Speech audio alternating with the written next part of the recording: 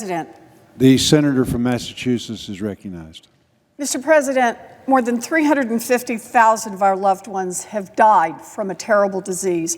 Small businesses have gone under, never to reopen. Millions have lost their jobs, and too many families don't know how they're going to pay the rent or put groceries on the table. It is tough out there, but Americans are fighters.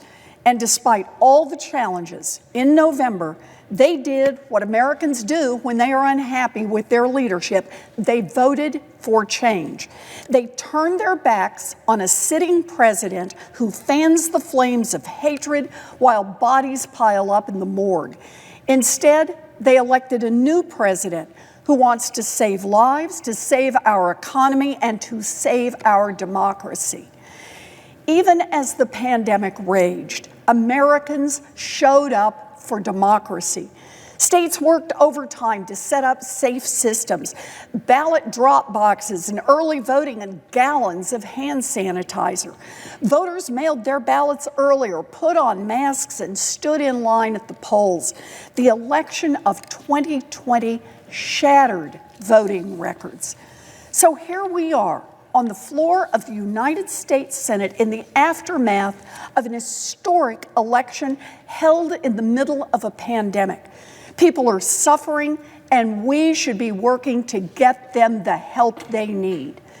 Instead, we are here because Donald Trump wants to overturn the results of that election. The Republicans objecting to the results of this election will be judged by history. But the rest of us will be judged as well.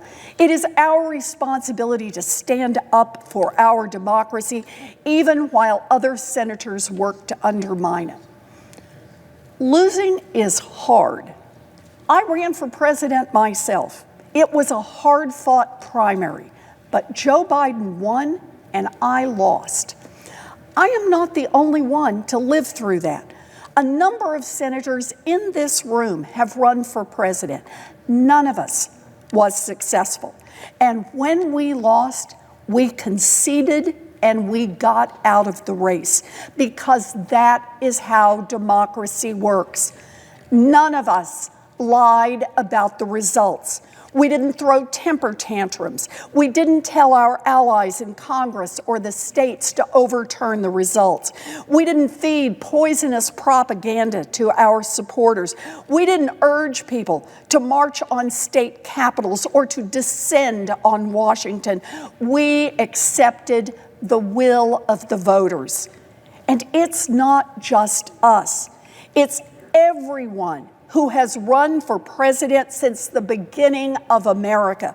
Only once in America's history have the people who lost tried to burn down our democracy on the way out. They caused a civil war that nearly destroyed our nation. Make no mistake, the violence we witnessed in this chamber today was the direct result of the poisonous lies that Donald Trump repeated again and again for more than 2 months. His words have consequences. Our democracy has been grievously injured by this lying coward. This effort to subvert our democracy is not merely one last presidential tantrum.